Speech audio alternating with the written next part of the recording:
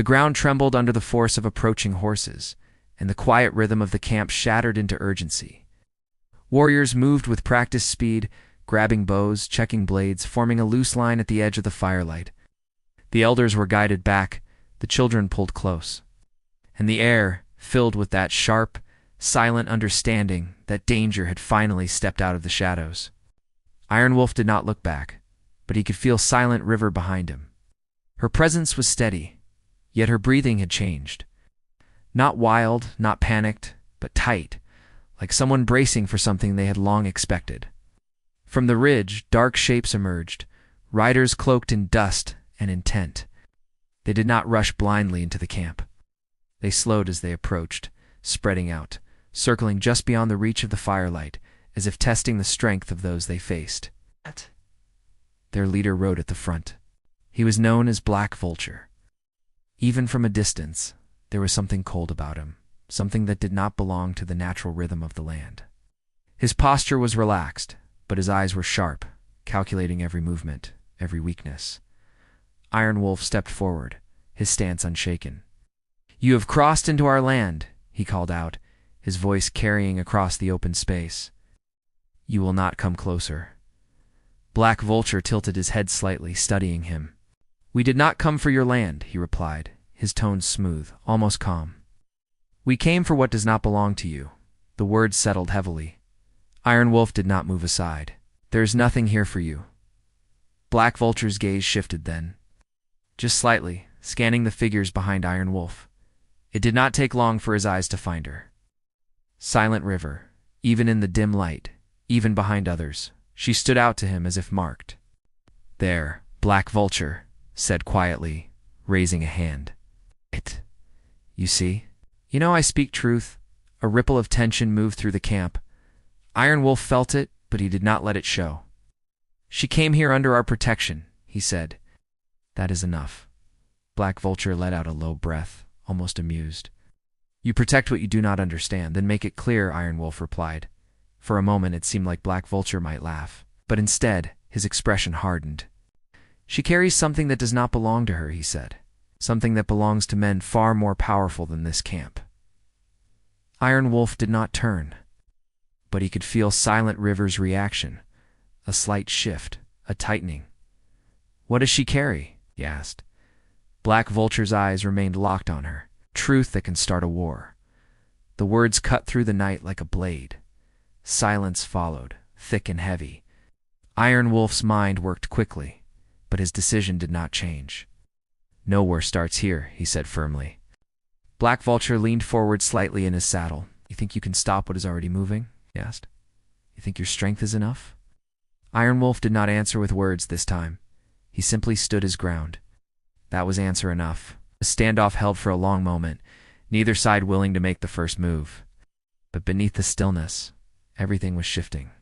Behind Iron Wolf, Silent River felt the weight of every eye, every breath, every unspoken question. She had tried to outrun this moment, to bury it under distance and silence, but it had found her anyway, and now others would pay for it. Her fingers curled tightly at her sides. She could not let that happen. Without thinking, she stepped forward. "Stop," she said, her voice cutting through the tension. Iron Wolf's body stiffened slightly. "Go back," he said low enough that only she could hear. But she shook her head. "This is not your fight," she said. He turned then, just enough to meet her eyes.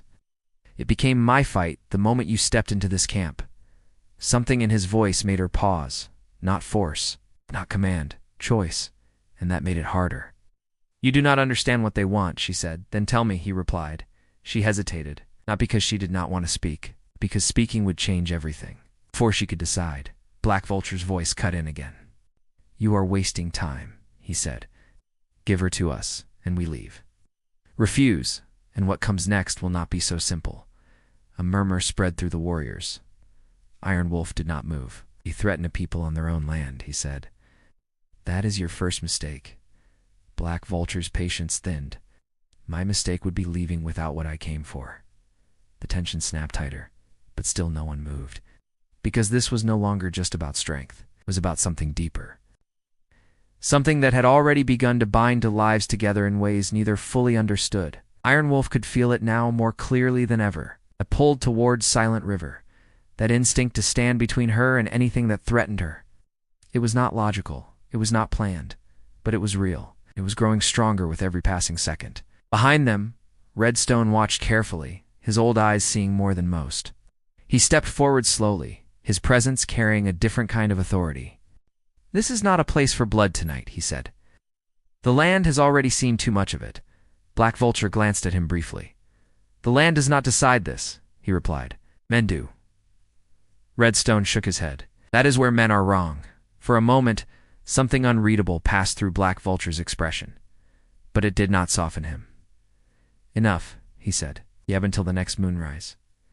His gaze locked onto Silent River one last time. "Come willingly, or we take what remains." With that, he turned his horse sharply. The riders followed, pulling back into the darkness as quickly as they had come, leaving only the echo of hooves behind. The camp remained still, long after they disappeared. No one relaxed, because everyone understood this was not over. Iron Wolf turned fully to Silent River now, his expression harder than before, but not cold. "You will tell me everything," he said. It was not a question. She looked at him, her eyes filled with something that had nothing to do with fear of Black Vulture. Fear of losing this place, of losing him. "They will not stop," she said quietly. "Even if I go with them, then we make sure they do not take you," he replied. "You cannot fight all of them," she said. "Watch me." The certainty in his voice should have reassured her. Instead, it made her chest tighten, because she knew something he did not. This was not just about men on horses. This reached further, deeper, into places where strength alone would not be enough. "I was not just running," she said slowly. "I was sent." That made him pause. "By who?" She took a breath. "By someone who knew this would happen." The wind moved between them again, carrying the weight of what was still unsaid. "And what did they send you with?" Iron Wolf asked. Her hand moved slightly, almost without her realizing it, toward the hidden pocket at her side. "I do not fully understand it," she said, "but they believe it can change everything." Iron Wolf's eyes followed the movement. "And that is why they hunt you?" She nodded faintly. Yes, the silence returned, but it was different now. He stepped closer to her, lowering his voice. "Then you stay," he said, "and we face whatever comes." Her eyes searched his face. "Why?"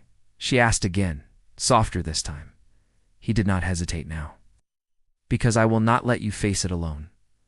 The words settled between them, stronger than anything spoken before. And for a moment, despite the danger, despite the fear, something warm and steady rose between them. But it did not last, because far beyond the camp, hidden in the darkness, Black Vulture was not retreating. He was preparing. And this time, he would not come back with just a warning. The night after Black Vulture's warning did not bring rest. No fire burned bright. No laughter rose from the center of the camp. Even the wind seemed to hold its breath, moving slowly as if it too was waiting for what would come next. Every shadow felt deeper, every sound sharper, and every heartbeat carried a quiet urgency. Iron Wolf did not sleep. He stood at the edge of the camp long after the others had settled, his eyes fixed on the dark horizon. The land stretched wide and silent, but he knew better than to trust silence. It often came before something heavy, something that could not be stopped once it began. Behind him, the camp shifted carefully. Warriors rotated watch, moving like ghosts between tents and fires, their senses sharpened. Redstone had gathered the elders earlier, speaking in low tones about paths, about signs, about choices that would shape more than just one night. And at the center of it all was Silent River. She sat near the fire, her posture still, her gaze lost somewhere far beyond the camp. The glow of the flames touched her face, but it did not reach her thoughts. She held something inside her that felt heavier than fear, heavier than danger. Iron Wolf could feel it even from a distance. He walked toward her slowly, his steps deliberate, his presence steady. She did not look up when he approached, but she knew he was there. "You should rest," he said quietly. She gave a faint shake of her head. "Rest does not come when the past is this close." He lowered himself beside her, leaving just enough space between them to keep things calm, but not enough to ignore the connection that had grown. "Then tell me about it," he said. For a moment she said nothing. The fire cracked softly between them, the only sound in the stillness. "I was raised far from here," she began slowly. "Not in a place like this, not with people who listen to the land or trust its voice." Iron Wolf listened without interruption. "They believed in control," she continued. "In power. In shaping the world instead of understanding it. And I was part of that world, even when I did not want to be." Her hands tightened slightly in her lap. "One day, I learned something I was never meant to know. Something hidden, something dangerous. A truth about men who sit far away and decide what happens to lands they have never walked on." Iron Wolf's gaze hardened slightly. "And that truth is what you carry now," he said. She nodded. "It's not just in my mind. Something real. Something they cannot afford to lose." Her hand moved again toward her side, that same small, careful motion he had noticed before. Iron Wolf's eyes followed it, but he did not reach for it. "Not yet. And you trusted someone enough to send you away with it," he said. A faint sadness touched her expression. "I did not choose it. But the one who helped me escape believed I could keep it safe. Believed I would not use it the wrong way. And would you?" he asked. Her eyes met his. "No," she said firmly. "But others would." That answer settled heavily between them. Because now the danger was not just outside the camp.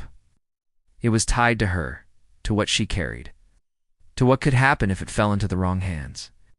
Iron Wolf leaned back slightly, his gaze lifting toward the dark sky. "Then we do not let it happen," he said. She let out a quiet breath, almost like a tired laugh. "You make it sound simple." "It is not simple," he replied. "But it is clear." She studied him for a moment, something soft, mixing with the tension in her eyes. "You do not hesitate," she said. "I do not run," he answered. A small silence followed. Then, almost without thinking, she said, "That is why I feel safe near you." The words were quiet, but they carried weight. Iron Wolf turned his head slightly, looking at her in a way he had not before. Not as someone he needed to protect, not just as someone tied to danger, but as someone who had begun to matter in a way he had not expected. "You should not," he said. She frowned slightly. "Why?" "Because what is coming will not leave anything untouched." Her gaze did not waver. "Then I would rather face it here than anywhere else." That answer settled something inside him. It's not completely, but enough. Before either of them could say more, a figure approached from the shadows. It was Stormhawk, one of the younger warriors, but sharp and fast, known for his instincts. "They are moving," Stormhawk said, his voice low but urgent. Iron Wolf stood immediately. How far? Closer than before. And more of them. The air shifted instantly. The quiet tension of waiting snapped into motion. Iron Wolf turned back to Silent River. "Stay near the center," he said, but she shook her head. "I am not hiding again." "You are not hiding," he replied. "You're staying alive. And what about you?" she asked. He did not answer that because the answer was already clear. He stepped away, moving toward the gathering warriors, his presence pulling them together without needing to speak loudly. Instructions were given, positions taken, movements aligned with purpose. Redstone stepped beside him. "This is not just a test of strength," the elder said quietly. "I know," Iron Wolf replied. "They will try to break more than your defense." Iron Wolf nodded once, and then they will fail. But even as he said it, he knew this would not be a simple clash. This would be something deeper, something that would push every limit. The sky above darkened further, clouds gathering slowly, blocking what little light the stars had offered. The land itself seemed to shift, as if preparing for what was about to unfold. Then, from the distance, the sound came again. Hooves, stronger this time, faster, and without hesitation. Black Vulture was not waiting anymore. The riders appeared over the ridge like a wave, their formation tighter, their intent clear. No circling now, no testing. This was direct. This was force. Iron Wolf stepped forward, his stance firm, his eyes locked on the approaching threat. Behind him, the warriors stood ready. And behind them, Silent River watched, her heart pounding not just with fear, but with something else. Something that had grown stronger with every moment she had spent here. Something she could no longer deny. As the riders closed in, Black Vulture's voice rose above the thunder of hooves. "This is your last chance," he called out. Iron Wolf did not move. "You have already lost that chance," he replied. The distance between them shrank. The ground trembled. The air tightened. Everything balanced on the edge of what would come next. Silent River's hand moved once more to her side, her fingers brushing against what she carried. She could feel its weight, its importance, its danger. And for a brief moment, she understood something clearly. This was not just about survival. This was about choice, about what kind of future would rise from what happened here. Her eyes lifted to Iron Wolf. He stood unshaken, a barrier between her and everything that threatened to take her away. And in that moment, she realized something that made her chest tighten. She was no longer just fighting to stay alive. She was fighting to stay with him. The riders were almost upon them now. The final breaths before impact filled the air. And as everything rushed toward the point where nothing could be taken back, one truth became impossible to ignore. What happened next would change all of them. Forever, the clash came like a storm breaking over dry land. Hooves struck the ground, dust rose into the air, and voices cut through the night as both sides met at the edge of the camp. Iron Wolf moved first, not with reckless force but with control, guiding his people as much as protecting them. Every movement he made carried purpose, every step placed with the confidence of someone who knew the land beneath his feet. Black Vulture rode straight toward him, his eyes fixed, his intent clear. This was not just about taking something back anymore. This had become a test of will. Around them, the warriors held their ground. Stormhawk and the others moved in rhythm, blocking paths, forcing the riders to slow, to hesitate. The camp did not break. It did not scatter. It stood. And that changed everything, because Black Vulture had expected fear. He had expected weakness. He had not expected unity. The first wave slowed under that resistance, and for a moment, the chaos shifted into something more controlled. Not peace, not calm, but a balance where both sides understood the cost of pushing too far. Iron Wolf and Black Vulture faced each other at the center of it all. "You would risk everything for one woman," Black Vulture said, his voice carrying over the noise. Iron Wolf's gaze did not waver. "I would stand for what is right," he replied. Black Vulture's expression hardened. "You still do not understand what she carries." "Then say it clearly," Iron Wolf said. For the first time, Black Vulture hesitated, not out of fear, but calculation. Because saying it out loud would change the shape of the moment. "It is not just a truth," he said finally. "It is proof. Proof of agreements made in secret. Of land being sold. Of people being moved like pieces on a board. Names, marks, promises written where no one was meant to see. A quiet ripple moved through those close enough to hear. Even Red Stone's expression shifted slightly. Silent River stepped forward then, her voice steady despite the weight of everything around her. "It is real," she said, "and if it reaches the wrong hands, it will not protect anyone. It will be used to control more." Black Vulture turned his eyes to her. "You think you can decide that?" he asked. "I know what they planned," she replied. "I saw it." The tension sharpened again, but now it was different. This was no longer just a fight over a person. It was a fight over what that truth would become. Iron Wolf glanced back at Silent River, then returned his focus to Black Vulture. "And you would hand that truth to those men," he said. Black Vulture's jaw tightened. "I would return it to where it belongs." "It does not belong to them," Silent River said firmly. "Not anymore." Silence followed that, heavy, real. Because in that moment, something shifted even for Black Vulture. Not enough to change his path completely, but enough to make him pause. "You believe that?" he said quietly. "I do," she answered. The wind moved through them again, carrying dust and something else, something that felt like the land itself, waiting to see what choice would be made. Iron Wolf stepped forward slightly, his voice lower now, but no less strong. "This ends here," he said. "No more chasing. No more threats." Black Vulture studied him, really studied him this time. It's not just as an obstacle, but as a man. "And if I refuse?" Iron Wolf did not raise his voice. "Then you will lose more than you came for." It was not said with anger. It was said with certainty. And that made it harder to ignore. For a long moment, nothing moved. Then, slowly, Black Vulture looked around. At the warriors who had not stepped back.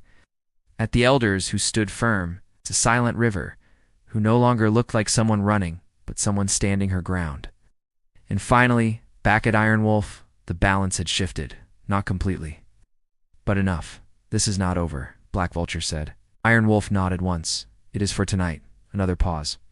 Then with a sharp pull of his reins, Black Vulture turned his horse. Fall back, he ordered. This time, there was no hesitation from his riders.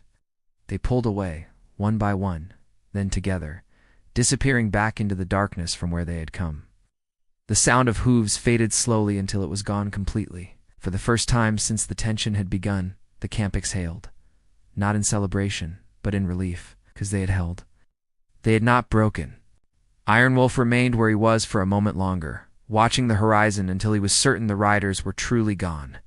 Only then did he turn back. Aye. His eyes found Silent River immediately. She stood still, as if the moment had not fully settled inside her yet. He walked toward her slowly. You stayed, he said. She gave a faint, tired smile. So did you. There was something different now, not just between them. Within them, the fear had not disappeared. The danger had not ended completely. But something stronger had taken its place. Choice, connection, and something that felt very close to love. What will you do with it? He asked, glancing briefly toward where she kept the hidden truth. She followed his gaze. I will not run with it anymore, she said. I will make sure it reaches the right hands, the ones who can stop what is coming. Iron Wolf nodded. Then you will not do it alone. She looked at him, her expression softening. You would leave this place for that? I would walk wherever I need to, he said. If it means protecting what matters, the words settled between them, warm and steady. And this time, she did not look away. You have changed everything, she said quietly. He shook his head slightly. No, you did. A small silence followed, but it was no longer heavy. It was calm. Real. Around them, the camp began to move again. Fires were rebuilt, voices returned, and the tension slowly gave way to something stronger. Unity. Stormhawk approached with a grin that he tried to hide. They ran faster than they came, he said. Iron Wolf gave a faint nod. They will think before returning. Redstone joined them, his eyes thoughtful. The land chose well tonight, he said. Silent River looked at him. Or the people did, she replied. Redstone smiled slightly. Sometimes they are the same thing. The night settled into something quieter, but not empty. There was a sense of something beginning, not just ending. Iron Wolf and Silent River stood close now, no longer separated by distance or doubt. What happens next? She asked. He looked out at the land, then back at her. We build something stronger, he said. Something worth protecting. She nodded slowly. And together? He did not hesitate. Together. The wind moved softly around them, no longer restless, no longer warning. For the first time, it felt like it was carrying something new, hope. And as the stars slowly returned to the sky, one by one, the land seemed to settle into that feeling. The fight had not just been about survival, it had been about trust, about standing firm, about choosing love, even when fear tried to take its place. And in the heart of it all, where a warrior who had once turned away from love now stood beside a woman who had once run from everything, something unexplainable had taken root. Not forced, not planned, but real, and strong enough to last. If this story touched your heart, please subscribe to our channel. Your support means a lot to us, and gives us the courage to create even more exciting stories. If this story touched your heart, your support helps me bring more heartfelt stories. Tell us in the comments how you liked the story and where you were watching from.